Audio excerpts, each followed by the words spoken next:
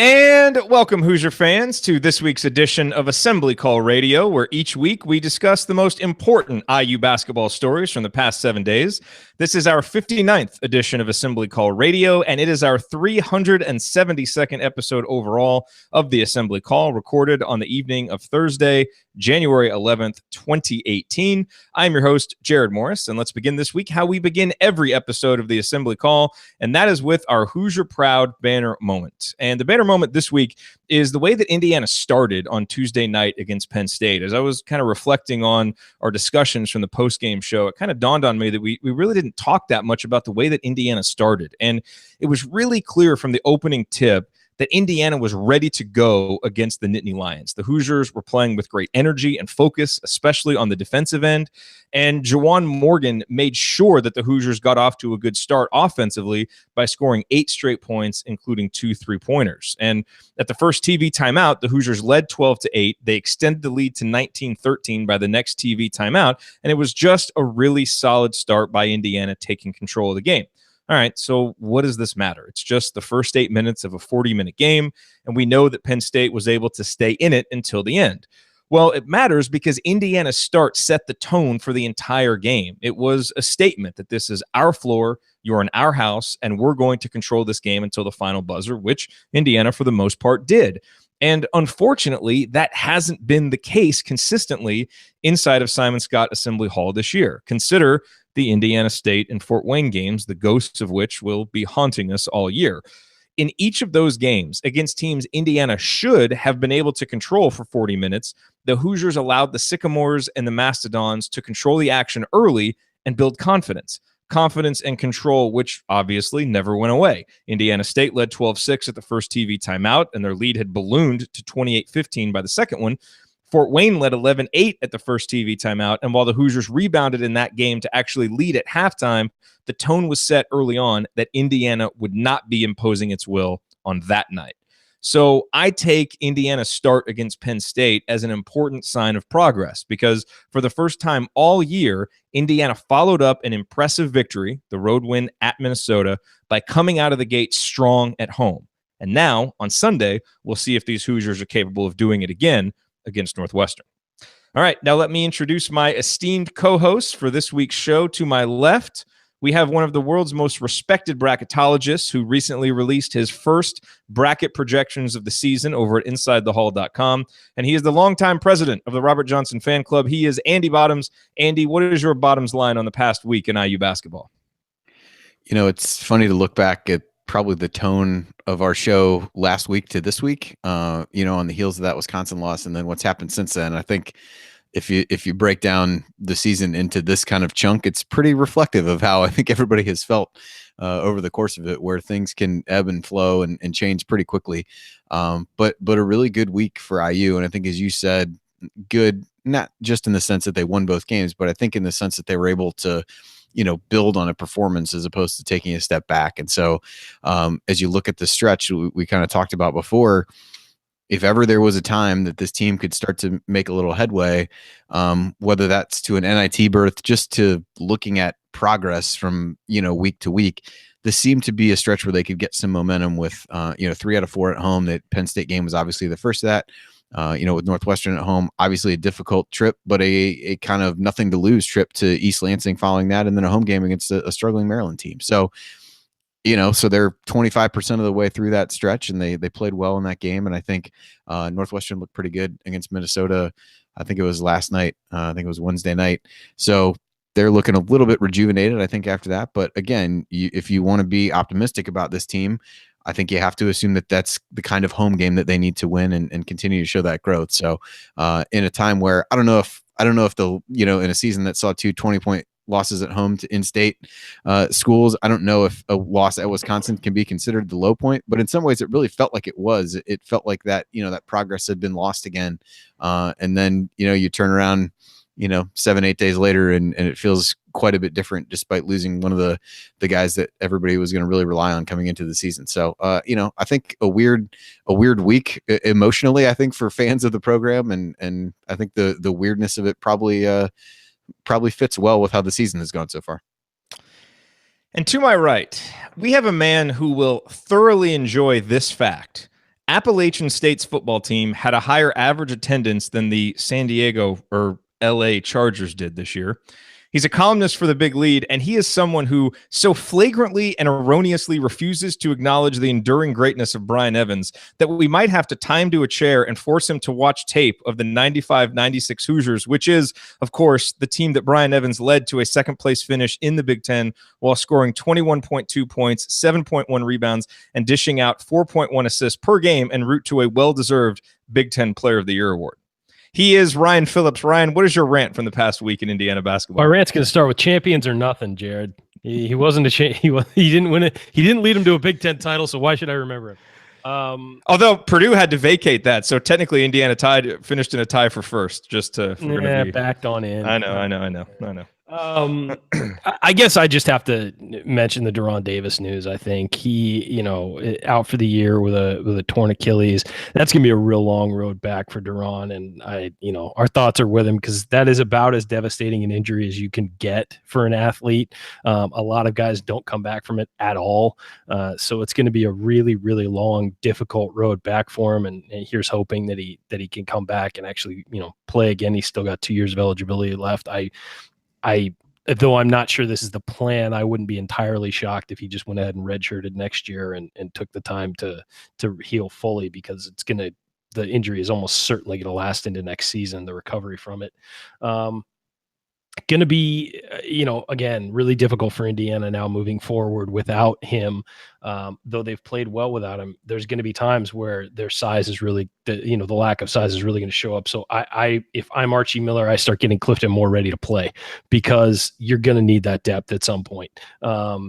Maybe we even see Tim Priller if he can get out of that walking boot. I don't know if he's still in it or not, but I think that it's probably time to start looking to rely on some of those guys, because you're going to need them at some point in Big Ten play, and it should probably be in the team's best interest to have them ready to go.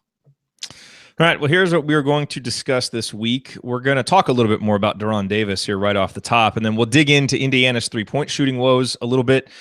We will take this opportunity while we're kind of feeling good here, to indulge in our optimistic side and discuss the most optimistic but still realistic scenarios that we can paint for the rest of this season.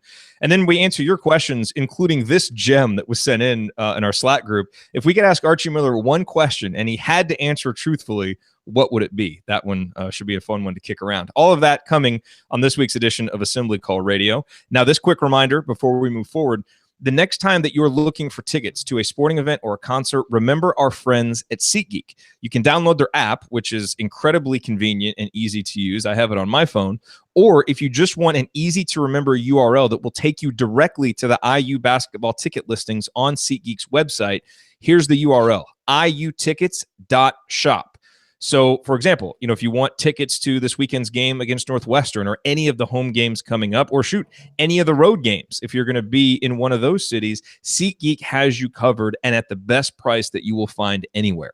Check out the latest ticket deals on the SeatGeek app, or again, at iutickets.shop. And if it's your first time using SeatGeek, don't forget the promo code Assembly. Just got an email this morning, actually, from a longtime Assembly Call listener who said she purchased tickets and used the promo code, and it all worked great. So use that promo code when you make your first purchase. You will get $20 back after that purchase. Again, the promo code is Assembly, ASSEMBLY.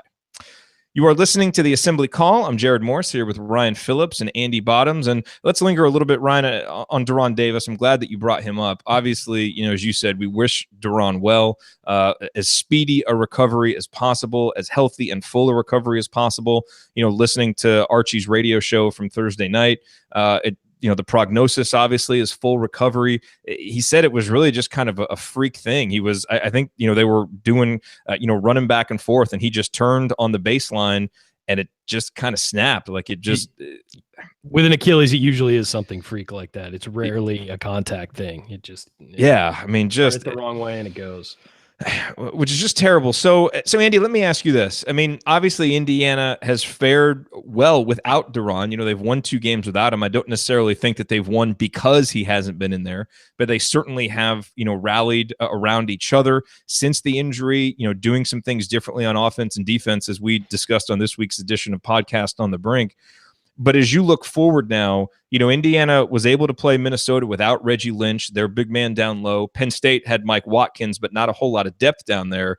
You got games coming up against Michigan State and against Purdue, teams that have a lot of depth down low. Those are the kind of games where we're really going to miss Doron, aren't they? Yeah, I think so. The Purdue one is one everybody keeps throwing out. I think it's interesting because they're in some ways in a similar position with Haas as what IU was with Davis, where defensively teams have really tried to take advantage of him by pulling him out on the floor and putting him in, pick and roll scenarios. And I think in an ideal world, you kind of talk about, optimistic view, that we'll get into a little bit later for the team. I think, is that a scenario where we're making comments about IU the same way we made comments of other teams of they're taking advantage of that obvious deficiency? And so how does IU go about doing that? And I think we've seen a little bit of that in these last couple of games. I mean, you've seen, I think the motion off the ball has been better. I think they've pulled guys away from the basket, and they've got a lot of plays with guys cutting to the basket and getting passes. I think Robert Johnson got a few of those in the Minnesota game. I thought, Ryan Carrazza on Inside the Hall did a good job of detailing a couple of those kinds of plays from the Penn State game where, Hartman had a couple, cuts toward the basket. So I think it does allow IU to kind of pull everybody away, open up some lanes to drive or cut to the hoop. The Michigan State game I think is going to be challenging, but again, I kind of put it in the that'd be challenging with 5-7 footers on the floor though. Absolutely. I mean, as long as Miles Bridges wants to continue like playing on the perimeter, I mean, let that continue to happen. But it's what we talked about with Doron earlier in the season. For the advantage that he might bring you, other teams are taking advantage of it. So now, IU kind of has to go the other way and say, look, you got to have Nick Ward try to guard Juwan Morgan. Can he really do that? I'm not sure that he can. So I think you got to, look at it that way, because there's obviously nobody that's going to step in and be able to play that role. But I think it's done some good things for IU from a spacing perspective. But same way with Doron, if you don't take advantage of that advantage that you have, then you're just going to get pounded inside. And certainly depth from a foul perspective becomes a really huge key. Ryan? Yeah, I think, look, I said it in the intro, I think you've really got to get Clifton more ready to play because he's a guy who can hold the ball, handle the ball on the perimeter a little bit. He's more of a face-up guy. So he's a guy who, I mean, the reason NBA teams were talking about him is because he's got a little of that, 6'10" guy who can dribble and drive and play on the perimeter. Ability. He's not developed enough yet, but he's a guy who can certainly hold his own out there. I don't know how he's been developing. I don't know how he's been practicing any of that, but you are going to need at some point, you're going to need length and size. And he gives you both of those things. I know I've talked about it many times. He needs to eat about 85,000 ham sandwiches and just gain some weight. And he probably has to make a lot of progress because, I mean, he's not even cracking the rotation at this point. Absolutely. On a team that's had depth issues down low as it is. Absolutely. But you've played him this year, so he's not redshirting. So you might as well use him and get some length in there. And I'm not saying play him 20 minutes a game, but use him to eat fouls. When you got to take Juwan Morgan off the floor for a few minutes, put him in there. I realize you're going to spread the floor more. I realize you're going to, try and create driving lanes, try and create cutting lanes. But at the same time, with a weak shooting team, teams are just going to start backing off and daring Indiana to shoot. And quite frankly, I'm not confident they can win that way at all. In the past, maybe I would be, but not this year. And so I do think you're going to have to get some other guys in there. Justin Smith's another guy who's probably going to have to play more. I mean, I know he's been starting, but he's going to have to deal with whatever his foul trouble was in the last game and maybe play through some foul trouble and get out there and mix it up because I think you're going to need some of that length and athleticism. He's going to have to swing down, maybe play more of a stretch four instead of a three on the perimeter. So, I think that you're going to have to start getting some other guys involved because, again, size is not something that is this team's strong suit, especially now with Davis out. Well, you mentioned shooting. Hold that thought because coming up on the assembly call, we're going to dig into Indiana's outside shooting woes a little bit and assess if there's reason for hope that they will improve. Spoiler alert, I think there is. That's coming next.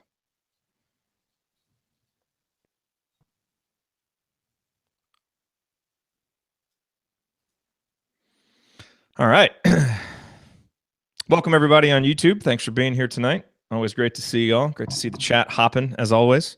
Yeah, no, you're going to the bathroom. I'll be back. Ryan has been, the grit and toughness that he just showed going through that whole first segment, having to use the restroom after getting stuck in San Diego traffic. I mean, he needs a standing ovation. That was, that Archie Miller would have been impressed with that toughness right there. That was good stuff. Oh dear. But you know what? He was committed to us starting on time, so we like that. All right, so this segment, I'm going to dig into some numbers, and I don't know if I'm going to get to all of them. Let me find this spreadsheet. I'm going to put this over in the YouTube chat real quick, so folks can just look at some of these shooting numbers real quick. And if I can't get to all this stuff, then maybe we'll talk about it in the next break. Sometimes, going real heavy on numbers isn't the greatest for audio. If I can even find this. Let's see here. Oh yeah, here are the shooting stats. So let me post this over here. It's just basically some real, and hopefully these make sense, but just showing how Robert, Devontae, Josh, and Colin are all shooting, significantly below their career averages. And then specifically, I got some numbers from Synergy on Robert's spot-up shooting that are really telling. And I mean, the drop that he's had this year is just incredible. Let me post those over there. Hopefully you can get to that link. Yeah. There, he's back, ladies and gentlemen. He's back. I'm back. We were applauding your toughness. Ugh. I mean, fighting through that whole segment. Was stuck in traffic for like an hour, folks, so I really had to. We're fortunate that wasn't your rant. All right, we ready to do segment 2 here? That first segment was let me get the time on it real quick. 14:40. Are we gonna do this entire thing on shooting? Let's see where it goes. Let's see how meaty it is. I'm gonna try and get through this and not take too much time going over some of these numbers. Well, I may not cover all the stuff that I have on here. Not your strong suit, Jerod. I know. I'm trying. I'm kidding. Well, no. I mean, but I'm trying to figure out the balance. I'm not exactly the one. I'm never Shots the one fired. to say that. But in this case, you make a good point because it's hard sometimes to do these numbers heavy segments and try and explain it in a succinct way. So I'm trying to get better. Yeah, what I would do honestly for the radio audience's perspective, I feel like our post game people love the numbers, but if somebody's driving and listening to their car, if you just go number, they're just going to fade out and crash into the oncoming traffic. Well, especially when they hear Robert Johnson's shooting numbers from this year. Yeah. So I would just cut out the numbers as much as possible. Like instead of saying like maybe talk about the takeaways more than just the listing off the numbers. Devontae Green shooting 28%, which is 15% lower than his average. Instead of going 43.64 and 28 point, yeah. See, yeah. So like, I think the comparison is better than than necessarily the raw numbers because people are then gonna have to add it in their head. All right. Some of us aren't great at that. Okay, and also just on these kind of segments too. If it starts to drag, then feel free to like jump in and interrupt me if there's a good spot to jump in and interrupt me too. I've never had a problem with that. Well, I know. Yeah, I know. You won't have to ask him twice. No, I probably shouldn't have asked him once. Hey, Jerod greenlighted me to start interrupting like a year and a half, 2 years ago, and has never looked. I've never looked back. Not once. I know. He's like, yeah, interrupt, mix it up more. It's an email too, so there's an election. I know. There's actually evidence. I was like, all right. That was a bad choice. Terrible. A bad choice. Okay, so let's do this. Yeah, 14 minutes. Okay. Let's rock and roll here. All right. You guys ready? Yep. Okay. Here we go. Let me take a drink. All right.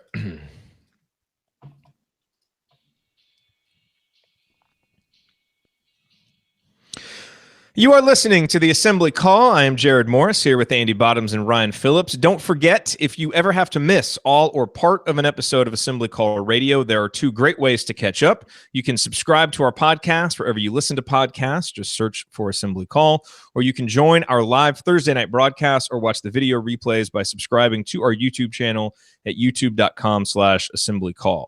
So, Ryan, you mentioned in the last segment that this is not a good shooting Indiana team, and that is clear. Everybody who has watched this team play, I really put on my analyst hat to come up with that one.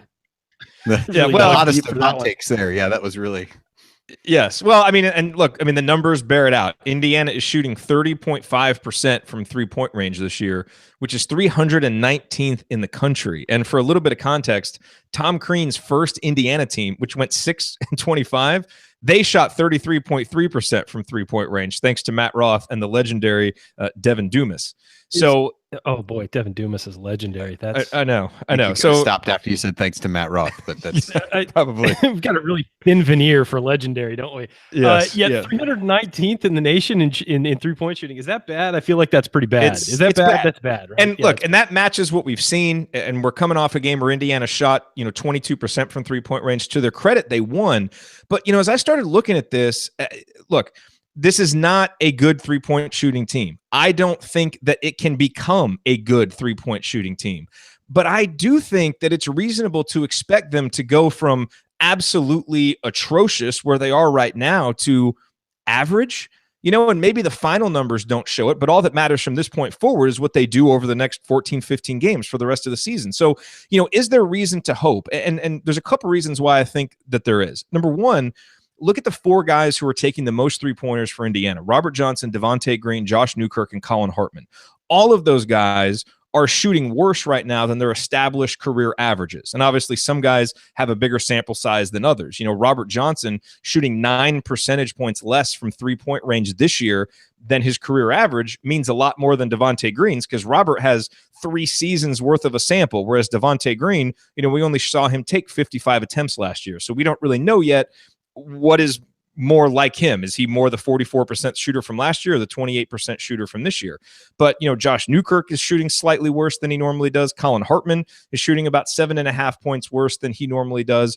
So I think if those guys just start to shoot closer to their established levels, that right there will be a little bit of improvement. And if you start talking about 1 or 2 made threes a game, that can be pretty significant, because we know that Indiana is going to be in a lot of close games here. But here's the biggest reason why I think there's room for improvement. And it comes back to Robert Johnson, because look, he's the guy who's taking the most threes. He's the guy who has the longest established track record. So I think we can trust more what he's done before and think, hey, maybe he'll start shooting closer to that. Well, if you go to Synergy Sports and if you look at his numbers as a spot up shooter, there is a clear outlier, and it is this season. And it is particularly striking in unguarded catch and shoot situations. So when he's, not off a dribble, when he's just catching a pass and he's open to shoot it, this has always been an area where he has succeeded. And as a freshman, he shot 52% in these situations. That was in the 91st percentile nationally. As a sophomore, he shot 53.5%. That was in the 94th percentile. As a junior, he shot 55.6%. That was in the 95th percentile. Are you sensing a trend here? Right. And he was taking around one of these attempts per game. So he was getting a decent amount of them and hitting them at an elite clip. This year, Robert is 31% in unguarded catch and shoot situations, which is in the 29th percentile. And he's averaging close to 2 of those attempts per game. So if he just brings that up, to 40%, which is still significantly less than how he normally shoots, that right there is going to be a pretty big improvement over what we've seen so far this year. And look, I know you can't just look at the numbers in a vacuum. Like, we've seen Robert struggling with his confidence and his shot form has looked off. So maybe there are reasons to explain this beyond just, kind of variance of a small sample size from only seeing the first half of the season. But I don't know. Those numbers are pretty compelling to me for a guy who's played that many minutes, that I have a hard time thinking he is not going to improve at least a little bit in those situations, and maybe even a lot given how good he's been in the past. So I wanted to throw that out there and see. I know, Ryan, as you said, this is not going to be a team you're going to trust shooting-wise, but man, I really think that there's some room for improvement. And if they can improve in this specific area, like I said, that could be 4, 5, 6 points a game, which could make a huge difference. I have one huge worry about this and a concern. If this were a Tom Crean team struggling shooting, I would say maybe it's an aberration, or maybe it's a few guys who are off and need to have little subtle shifts to their motion and things like that. The thing that worries me is this is a new coaching staff, and it's everybody is off and everybody is lower. As you pointed out, those numbers, it's significant. It's not, Rojo's not off 3%. He's off 9%. Colin Hartman is off 7.5%. Devontae Green's off 15%. Again, small sample size from him last year, but still, my worry is that maybe this has to do with this coaching staff just not spending as much time on shooting as the past one did. We know that Tom Crean, spent a lot of time on the offense, a lot of time on jump shooting, a lot of time on three-point shooting. He would set up, the NBA lines during practice so guys would get used to shooting them from deep.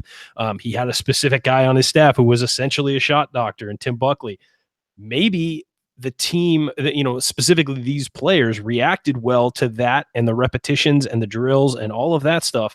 And Archie Miller and his staff are more focused on defense, are more focused on getting the ball into the paint, are more focused from scoring 2-pointers, and specific, offensive drills that don't necessarily involve jump shooting. That could be the reason here. And it makes sense to me because you see the one thing that's changed for some of these guys is the coaching staff. I mean, that's what's changed for Robert Johnson from last year to this year, is the system and the staff. What's changed for Colin Hartman, what's changed for Josh Newkirk, what's changed for Devontae Green is the coaching staff. So maybe it's a situation where, maybe Archie his past teams didn't have to rely on shooting as much or didn't need those specific things that the past coaching staff was doing to get their shots going. And maybe he just is still adjusting to his personnel and his personnel is still adjusting to him and the system. That's my concern. That it might take all year and this might be a year-long thing. And it's just, one of those things where there's just not a matchup between what the coaching staff is trying to do and the personnel, and they need stuff that he's not giving them and he needs stuff from them that he's not going to get. So again, we've come back to this a lot this year, but these aren't the players he brought in to fit his system. These are guys who were already here, and he may like some of these guys and think they fit specific things, but they're not doing the things, as far as shooting goes, they're not doing what, this offense needs done. No, I'll grant you that. And that does make some sense, especially for maybe guys like, Newkirk, who's just a few percentage points off. But man, Johnson is so far off. I feel like what you're saying could make sense and he could still improve a little bit. Just, again. Sure. Yeah. Look, his shot is completely off. For everybody watching, if you watch when he shoots, his entire body is shifting to the left and he's falling away when he shoots every single time. He had 1 3 from the right wing on TV. They were going left to right. He had 1 3 that he stepped into from the right wing that was the only shot this season I've thought that's going in. That looks good. The only one for Robert Johnson. I used to say that all the time for him. And this year, that was the only time he shot. And I was confident that shot was going in and said good when he shot it. Other than that, he is having some serious issues. He's over-rotating his body and falling backwards, which are two things you never do on a shot if you want it to go in. And he looks off balance when he lands. There's so many things wrong with his shot. I will tell you the one guy who looks great when he shoots is in one specific spot on the floor. It's Josh Newkirk from straight on. If he shoots from straight on, it looks great. That everywhere else, I think it looks like a mess, but it looks great when Josh Newkirk lines up from straight on, and you've seen him hit a lot of those this year. Robert Johnson, something's up and something is different, and I don't know what it is specifically. Well, and I want to get Andy's thoughts. One thing I do want to say, because I know, a lot of people may think, well, he's just, he's not getting as many open looks. And actually, his percentage of unguarded looks is roughly what it was when he was a sophomore. And so that, he's still getting a lot of open looks. He's just not knocking them down. Anyway. Was his sophomore year his best shooting year? Percentage-wise? By far. Yes, by far. Yeah, I thought so. Yeah. You're listening to the Assembly Call. I'm Jerod Morris here with Ryan Phillips and Andy Bottoms, breaking down Indiana's shooting woes as I desperately try to give us all hope that the shooting will improve. Again, not to a great level, maybe not even to a good level. I'm just looking for average, hoping we can get there, perhaps grasping at straws, reading too much into numbers. But Andy, what are your thoughts? Yeah, I mean, Ryan talks about Johnson's shooting form. There was a shot, I think it was in the first half of the Penn State game. And if you want to see just how far left he fell, he shot it from the baseline. So he had a really good angle of how far it was. I mean, he really, really is drifting to the left. So yeah, I mean, I think he's struggling a bit. The one thing I think is clear with him is that no matter what the numbers say, he's clearly more comfortable taking those threes in those catch and shoot situations. There were a couple late shot clock, situations where, in a lot of cases a Devontae Green is going to, put a few moves on and take a step back three or something like that. Johnson ended up either giving the ball up or kind of just dribbled in trouble, just couldn't really create that space for himself. And I think a little bit of that is confidence, but I think a little bit of just where he's comfortable. So I was surprised when you kind of talked about how many, that he's getting at least 2 of those looks a game. Cause I think my initial thought was, well, maybe he's just not getting as many of those kinds of looks, or percentage wise of the shots he's taking, how many of them are in that scenario. And it seems like it's as many, if not more. So I think there's some truth to it.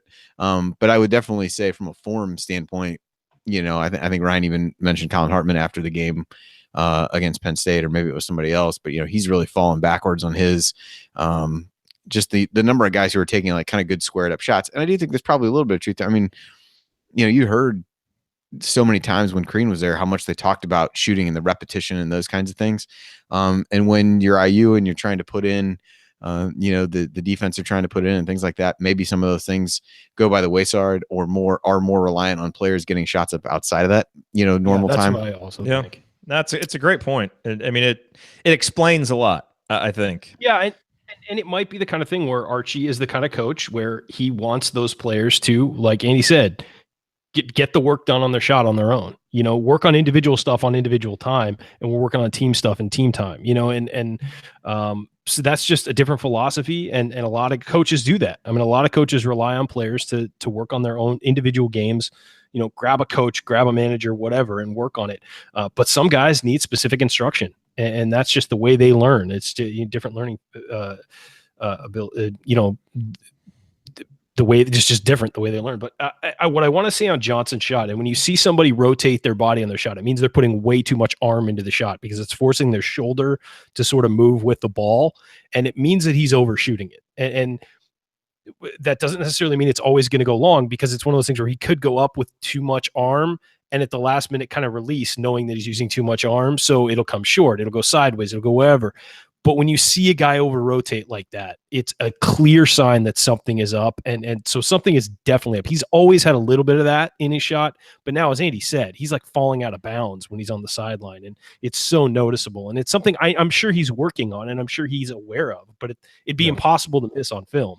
But it's one of those things where in games, it's not getting better. One other thing just real quick, it's interesting to hear Archie talk about it, because he references it so often that like these guys can shoot and they make shots, and I just am waiting for them to make shots in a game. And it's like one of those where it's like, I want to believe you, but are you just trying to talk yourself into the fact that that's going to happen or not? I don't really. He must be looking at the same stats that Jerod is, so that maybe he's onto something. I don't know. He might be trying to talk them into a little confidence. Yeah, it's definitely a confidence thing for sure. And yeah, you might be right that there's some truth to that. But I mean, he seems to go out of his way at times to talk about it. Came up, one of the first things it felt like that he talked about in the after the Penn State game. Although it's funny because I think it was Josh Margolis who asked him after the Minnesota game about like seeing a few threes go in early, and then he it was like, well, relative to what you've done this year, and he's like, well, if we make one, it's good for this year. So it was a pretty good exchange. All very around. True.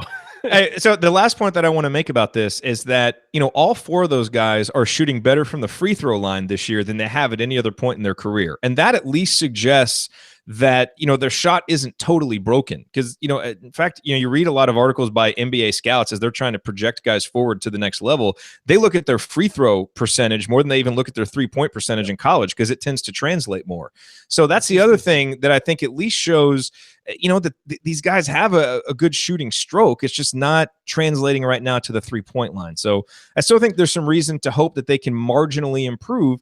And again, even just marginal improvement is going to make a big difference for a team that's in a lot of close games. Well, and on the free throw line, there's a lot less thinking that goes on. You get the ball from the ref, you bounce it twice, and you shoot it. Some guys do take a long time and think about it, and guys like Shaq who used to do that, and it's always bad. And it's a lot of these guys, it's just become a repetition thing. And when they catch it on the wing and square up and they haven't been shooting well, it gets in their head by the time they release the ball. Also, I would say, the reason why they look at free throw percentage over 3-point percentage is free throws are very indicative of release and rotation. Those are the 2 things you need on a free throw. You don't need to get your legs involved very much. You don't need to overextend with your arms, things like that. It's just release and get the ball to backspin. And so that is indicative of a guy with a good shooting stroke. You're absolutely right. And that just becomes the problem for this IU team, because again, it's not translating to the 3-point line. I greatly look forward to the I told you so after we hit 17 threes on Sunday against Northwestern. It's going to be awesome. It's not like we're going to be upset about it if it happens. And not like you need to take a victory lap. Ooh, we hit a ton of threes and we won. Yeah, we hit a ton of threes. You guys are idiots. I hope you're not enjoying this at all. We'll be enjoying it. Don't worry. If Northwestern hits 17 threes, we're going to spit roast him. All right. Coming up, we indulge our optimistic side and paint the best scenarios that we think are realistic for the rest of the season. Stick with us on the Assembly Call.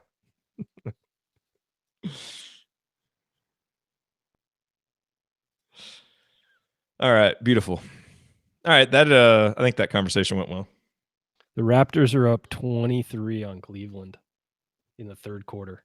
Because they have OG. They were just up 30.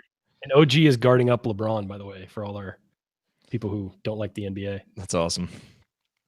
And Thomas Bryant got called up to the Lakers after dominating the G League. Sorry. That is awesome. He actually got sent down this week, but he actually got into a game for the Lakers. Way to go, Thomas. Rebound. Way to go, Thomas.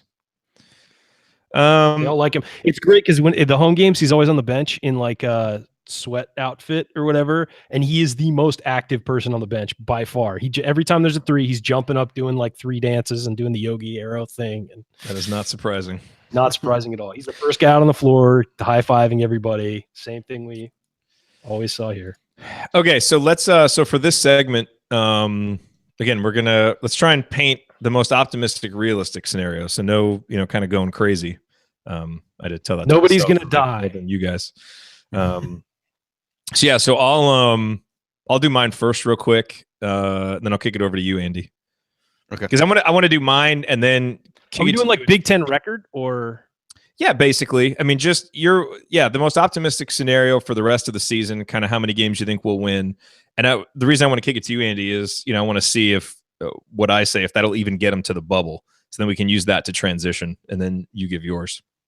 Okay. And then everybody in the chat, give us yours as well. Let's see what everybody thinks. Wow. I just counted up the games I think they can win, and it's much higher than I thought.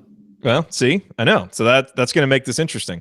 So as part of it too, maybe give who you think is the X factor, like the guy outside of Juwan and Robert, who's going to be the most important for them reaching your optimistic scenario. Okay. Yeah, it's going to be interesting now that Doron's out. I know. So we'll try and keep this to like 11, 12 minutes. If we get done with this quick, we'll go into that Archie Miller question. If not, we'll lead off segment 4 with it. Okay. Because that one's going to be fun. All right. Here we go. Why do we have to play Michigan State twice? I know. Although Rutgers just took him to overtime. At Michigan State too. Yeah, so I don't know. Maybe. Okay, here we go.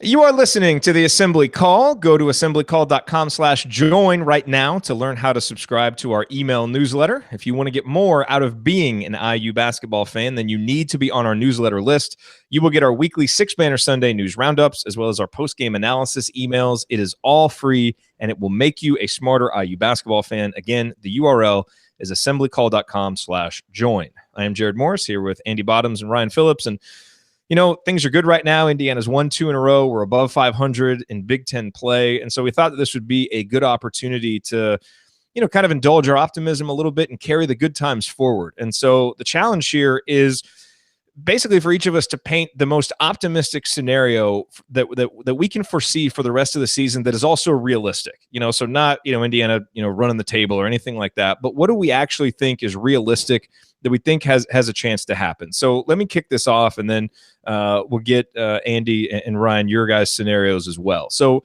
for my scenario, obviously, going off of what we talked about in the last segment, I think it starts with Robert Johnson becoming a better shooter and starting to make some of those unguarded catch and shoot threes. And I think it's reasonable to think that will happen. I think obviously, Juwan Morgan's going to have to stay healthy. He's going to have to maintain his efficiency and finish, around where he's at right now, which would be at, a second team all Big Ten level, if not a first team all Big Ten level. He's going to have to play that good. And then the X factor for me is Devontae Green. I think we really saw some positive signs from him in that Penn State game. If he can use that as a template and start to turn a corner and play more consistently like that, I think that's a big part of the formula for how Indiana reaches what I think is the most optimistic finish. So here's what I think is possible. I think Indiana can finish 4-1 in the home games they have against Northwestern, Maryland, Minnesota, Illinois, and Ohio State. Win 4 of those, lose 1. I think they can finish 1-2 against Michigan State and Purdue. Obviously, you're going to lose to Michigan State on the road, but if that Simon Scott Assembly Hall magic can kick in for one of those games, you finish 1-2 there, and then get 2 out of the other 5 games on the road. So you play Illinois, Ohio State, Rutgers, Iowa, and Nebraska on the road.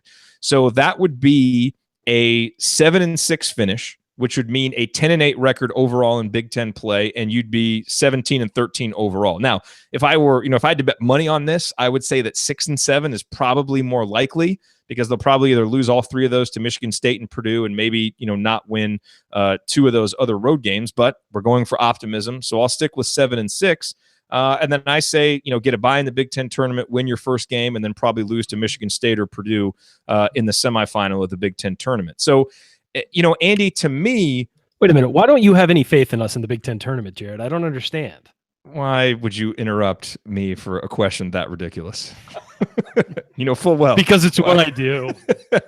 So, Andy, when I look at that, I feel like that kind of finish would get us mentioned on the bubble, but we'd probably end up in the NIT, which, look, given where things are, I think finishing in the NIT, would be okay for this team.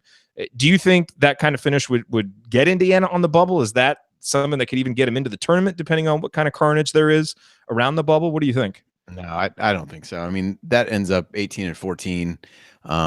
You've got the 2 really bad losses. I think the problem with the Big Ten this year is that it's still pretty early to start looking at the RPI. But I mean, really, if you looked right now from a truly quality win standpoint, there's really 4 teams that are probably top 50, I want to say, maybe top 40 in the RPI. And that's obviously, Michigan State, Purdue, Ohio State, Michigan. There might be somebody else just outside the top 45. I want to say Minnesota's right in there, but probably falling.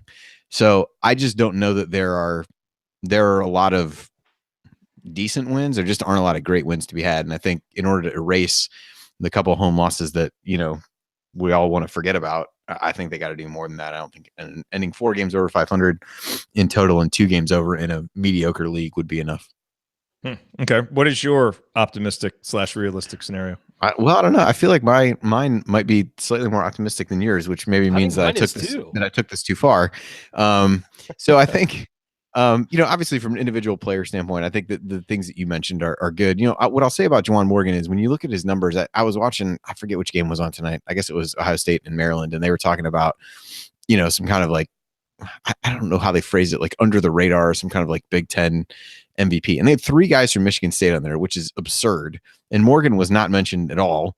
I didn't actually listen to what was said, so maybe there was something else there, but didn't really make sense to me. I mean, he at least needs to be in that conversation, not saying that he should win, not saying that he will win, but it seems strange to me that any kind of thing like that, he doesn't seem to be mentioned. But X factor for me, I'm going to say Justin Smith. And we talked about the front court, depth issues and things like that. And by calling him the X factor, that doesn't mean it needs to be Minnesota level Justin Smith.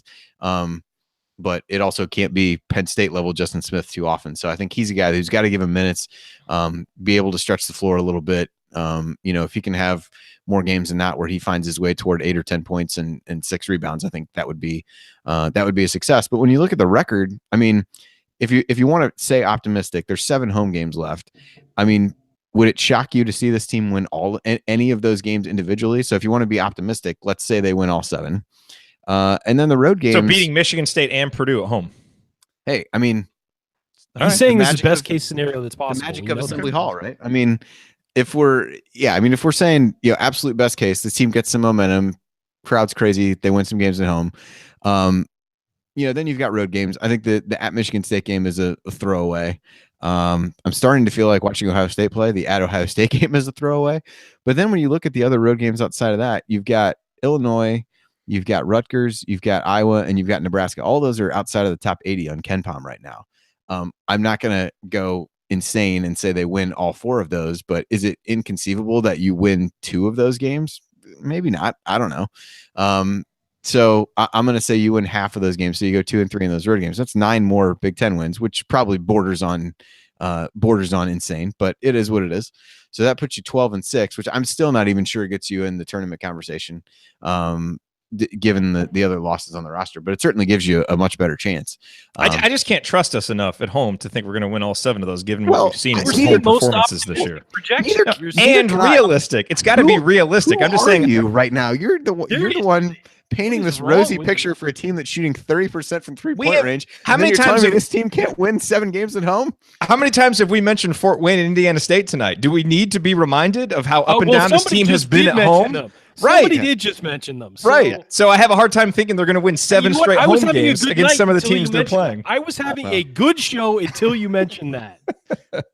Look, I mean, if we're being optimistic, I mean, to me, that is the. I mean, you said it has to be something that could actually happen. Yeah, I mean, is it unlikely given what we've seen from this team?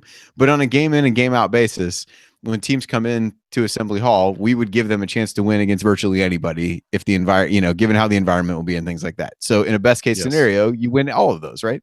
Okay. So I don't know. That's my thought. I don't know. I mean, I think absolute best case is they find a way to sneak into the tournament. I think that is a long shot at this point. But if you go 9-4 down the stretch and you have win it maybe a couple games in the Big Ten tournament, I think it's a more conceivable argument. But yeah, you got to get yourself probably close to 20 wins at some point, which that would get you if they win 9 more. That's 19. Win a game in the Big Ten tournament, that's 20. I think there's at least a conversation to be had there. But I think more likely is being able to play their way in the NIT. And I think given the way this season's gone and everything that's happened, I would be fine with that. As you kind of reset expectations going on now. So I'll shut up and let Ryan give his optimistic prediction. Andy, Jerod can tear it down.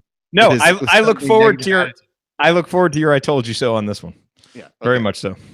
I'm kind of with Andy. I have my best case scenario. I feel worse about it immediately. Yeah, I know you probably should. My best case scenario was them finishing 12-6 in the Big Ten. That's best case. I've got there. I think they can beat Northwestern, lose to Michigan State. I think they can beat Maryland at home, beat Iowa on the road or Illinois on the road. Versus Purdue, look, that's a rivalry game and it's at Assembly Hall. That could be the one big upset this year that Indiana pulls. I think that one, there's more of a chance than Michigan State. I just think that there's a matchup there, and the fact that it's the in-state rivalry, you got your new coach trying to prove something. I could see that being the upset. I got them losing at Ohio State, losing to Michigan State, beating Rutgers, beating Minnesota at home, beating Illinois. I think they can win at Iowa. We saw Iowa. Iowa ain't good. And they have the confidence that they beat Iowa. And I think they can win at Nebraska. And then you get the Ohio State game at home to finish the season. We're going to be there. That's another crapshoot. Us in attendance. That's another crapshoot. But if they win those, and that's not even including beating Purdue. If they win those, that's 9.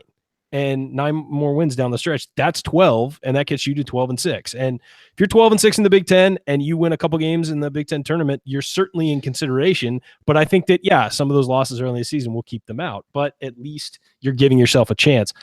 That said, that's not what I think will happen, but that's the best case with the way this is laid out. And I think the X factor, I agree with Andy again. I think it's Justin Smith. He's got to be on the floor. He's got to be help because he can help on both ends of the floor. Let's be real. With his athleticism and his length and his basketball IQ, he can help on both ends of the floor. And this team's going to need help on both ends of the floor because there's going to be a game where Juwan Morgan's going to get into foul trouble. It's going to happen. And there'll be awful calls and we'll be really mad about it, but there's nothing you can do about it. And he's not going to play 39 minutes without fouling every game. Somebody's got to step up. And I think Justin Smith is a guy who can step up. I think Colin Hartman's a guy who can step up. I think you're going to, and that's why I said you're going to have to get Clifton Moore ready because he's going to need to play some minutes, to eat some minutes. And you're going to need a guy like Freddie McSwain in one or two games to step up and give you a solid performance. So, you're going to need help from everybody to get there. But I think that's the best case realistic scenario. Yeah, I mean, individually with all those games, that totally makes sense. I just have a hard time, stepping back on that macro level, trusting the team enough to do that. But for sure. I mean, if I had to put money on it, I wouldn't say it's going to happen. But I mean, we're talking, optimism. We won 2 games in a row. We get a chance to be optimistic. Maybe get a 3-game winning streak this weekend. Hey. Something I dreamed would never happen again. We're taking baby steps here, right? All right. Well, give us your the most optimistic scenario that you think is also realistic. Send us a tweet at Assembly Call. Let us know. Coming up on the Assembly Call in our final segment, we've got some great listener questions, including one about what question we would ask Archie Miller if we could ask him any question and he had to answer. That should be fun. Stick with us.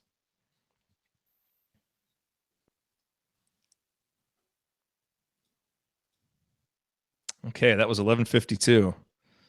Boy, look at us getting into a little hot take where everybody's shouting at each other there for about 10 seconds. Yeah, Ryan and Andy agreeing with one another, and Jerod being less optimistic than anyone else. Dogs and cats living together. Mass hysteria. What is going on here? Up is down, black is white. Okay, we have, let's see, we are at 42:37. We have 50 minutes? Yeah, 50 minutes. That's what, 7:23? Yeah, 7:23 left.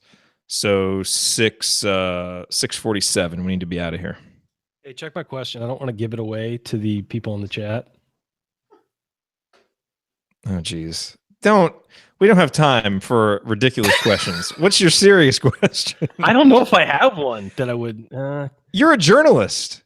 I know, but you just sprung this on me. It's not like I have a week to come So up if you with just saw Archie Miller like passing by on the street, you'd need a week to prepare a question. You couldn't just ask him something interesting? Well, I don't carry a gun, so I wouldn't put a gun to his head or anything. I'd be like, "Hey, Archie, how you doing?" I would genuinely ask him why he goes by Archie and not Ryan. I think Ryan is a fantastic name. But everybody knows that story. It's because he was ornery growing up, and so they said he was like Archie Bunker, and it stuck. But he's an adult now. Shouldn't he have an adult name? I don't know. Man. It hurts me right here. No, I know. Let's see. We got to be out of here at 6:47. So we we may not ask your questions, and I'll think of one. Okay, we may not have time to get to all these other questions, but we can answer them after we stop the radio recording. Why does VJ Blackman not even dress? They're only allowed to have a certain amount of guys on the bench, aren't they? Yeah, yeah. I mean, some of these can be answered quite quickly. Can you only have so many guys on the bench? I think so. Yeah, you can only have a certain amount of guys dressed because they have to be put into the book, and you can only have a certain amount of guys in the book. There you go. You could always ask. Richard. I don't know. Well, just in case you run across Archie and need a question, you can ask him why VJ Blackman doesn't dress. That can be your one question. All right. Go ahead. Ready to do this? Where's the question? Hang on, let me move this down here. From Slack group.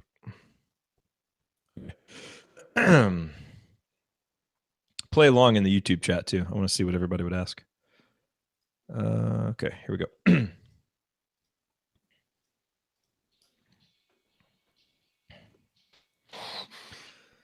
You are listening to the Assembly Call. I'm Jerod Morris here with Andy Bottoms and Ryan Phillips, wrapping up another week of talking IU hoops. And we've got a few listener questions here we want to get to. And the first one is definitely one of the best questions that's been sent in. And this is from Rob in our Slack group. And if you use Slack and if you want to get in that Slack group where we talk IU hoops, just shoot me an email, Jerod@assemblycall.com. But here's Rob's question. If you had one question that you could ask Archie, assuming he has to answer it, what would you ask him? We can assume he's answering it behind closed doors to make it interesting. Andy, why don't you lead us off here? Oh, I thought you were going to go first.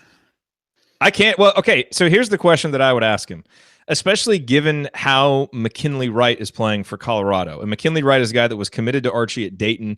I believe wanted to follow Archie here, but obviously when Archie showed up, we had like 17 guys, who could have been on scholarship. But then, of course, Thomas Bryant goes pro, James Blackman leaves, OG leaves, Grant Galen ended up leaving. Curtis Jones obviously ended up transferring. He got all the new freshmen in. There wasn't a spot for McKinley Wright to have. But you look at it now, he's playing really well as a freshman. He obviously would have stepped in and gotten some significant minutes for a team that needs a point guard. I think the question that I would ask Archie is if he could go back and do it again, knowing what he knows now, would he treat that situation differently? Would he try to figure something out roster-wise to be able to get McKinley Wright on this roster? I know why he couldn't do it. It would have been a bad look, and obviously he needed to really, treat the players that were in the program already well and make them the priority. But I just wonder in hindsight, if he would think any differently about that. And obviously he would never answer that question publicly, so that's why you'd have to ask it behind closed doors. But I'd be really interested to see what his response would be to that. So that's my question. Andy, what do you have? Mine would probably be something along the lines of, what is the furthest you'd be willing to go to get Romeo Langford? Something to that effect. I mean, that's the big question that everybody wants. That's the big guy. I mean, I think fans would do just about anything. Are you asking how heavy the bag is going to be? Well, he can take the question however he wants. How much do you need, Archie? Yeah, we can have a donation drive for the show. We just need a number that we need to. No, but I mean, I'd be curious. I think it would give insight into not only how important he thinks Romeo is for the future, but also kind of his moral compass, if you will, to give us an idea about it. Because he would have to answer that truthfully. So that would be a good question to find that out. The other question I was going to ask is, do we still have a realistic shot? Like how much do you think we're really in this? Because obviously it's hard to find any of that out publicly. So that would be my other question for him. What do you got, Ryan? I would ask him, shoot him up with True Serum, because the default answer is obvious, but shoot him up with True Serum and ask him, who's the better coach, you, your brother, or your father? Who is the better coach? Who does he truly deep down believe is the better coach of those three guys? And now, of course, if you ask him, he's going to tell you his dad. That's because every guy does it. But I want sodium pentothal in a syringe, shoot him up, and I want to know the answer. Who's the better coach between the three of them? And what makes them the best? Not just like, oh, he's the best, but is it because he's a great recruiter and he can develop players? Is it because of his tactical acumen? Is it because whatever? I want to know. He's extremely deferential to his brother too. It would actually not surprise me if he said his brother.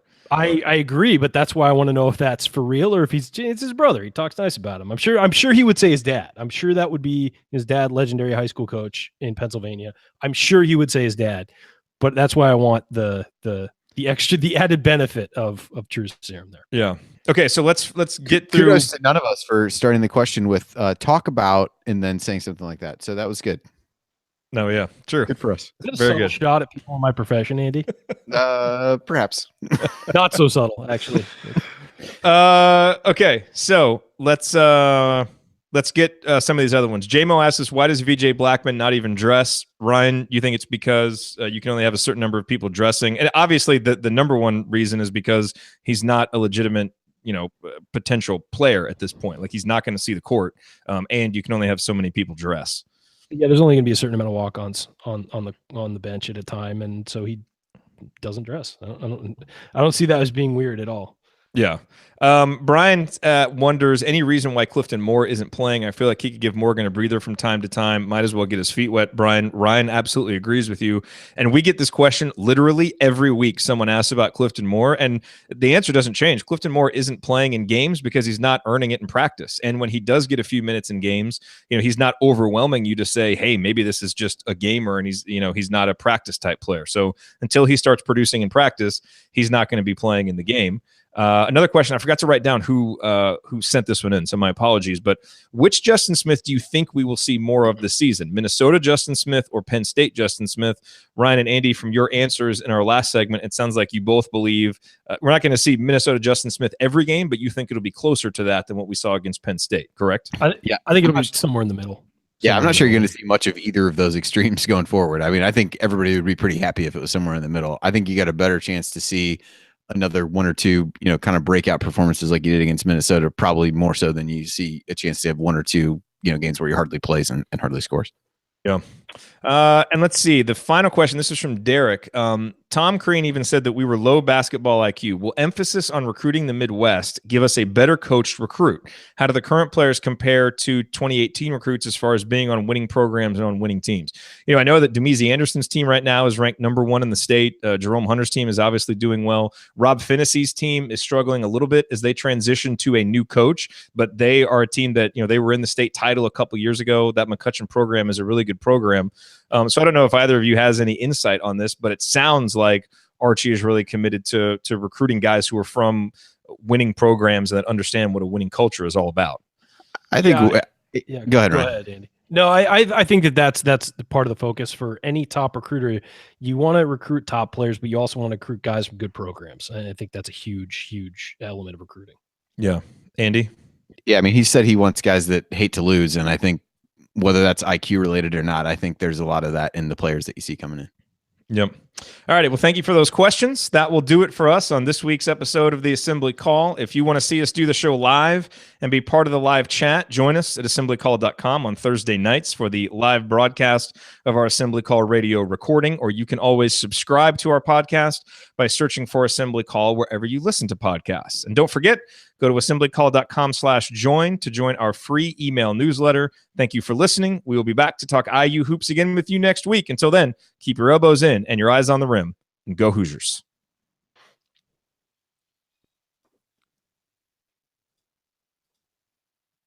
And cut. Very nice. Well, the Raptors are up 35 with 8 minutes to go. 35 on the Cavs. Yep. And OG's, I think they pulled their starters. So like OG's not even playing anymore. Hey, interesting note, Andy, from Archie's radio show. He said, and he's probably mentioned this before, but he was talking about how they use plus minus, and that like at halftime, a lot of times, like they'll look at all the lineups, and just kind of see, who's doing well from a plus minus perspective, and kind of use that in combination, obviously, with just intuition and what he's observed from the game, but just to kind of give it some data so that they know what lineups are doing well. Because, as you went through your lineup analysis, it always used to be kind of frustrating to see lineups that would play together, do well, and then you'd never see them together again. It seems like this staff is maybe a little bit more mindful of what combinations are actually producing well together on the court. Yeah, it's funny. It's funny without writing that up every week. Like I have all the information, but without writing it up, like I don't know how much of that is. I'd be curious to know like how much of that actually happens on a game-to-game basis. I mean, I know. In the Minnesota your wife game, is happy. Yeah, probably. You're not an angry guy anymore. But I think I mean in the Minnesota game for sure. I mean they had that one group that played well during that stretch when they got behind and then that's a group that they finished the game with. So I think even with the half, it seems that way. So yeah. So, all right, Anunoby 7 points, 4 rebounds, a block, plus 13, which is the most among starters. Isn't he still like in the top 5 in the NBA in adjusted plus minus this year? Yeah. Like not even rookies, like all players. Mm-hmm. That is insane. It is. Oh, gee, man. What a player. Did you see the thing earlier this year on Twitter where they put like, oh, geez, game day, like pump you up or whatever. And they like went to OG and he was just like, it's game day. Yeah. And that was it. Yeah. Like, it was like some kind of deep statistical thing. And they had all these like, numbers in this intro. And he's like, we play Chicago. Yeah. We play the Bulls or something like that. It's so funny. That was awesome. At least they've embraced it. All right. I am going to get out of here. Cool. I'm going to work. Later, man. See ya, guys. We will see you all Sunday after the Northwestern game. Later. Later, gents. Yep.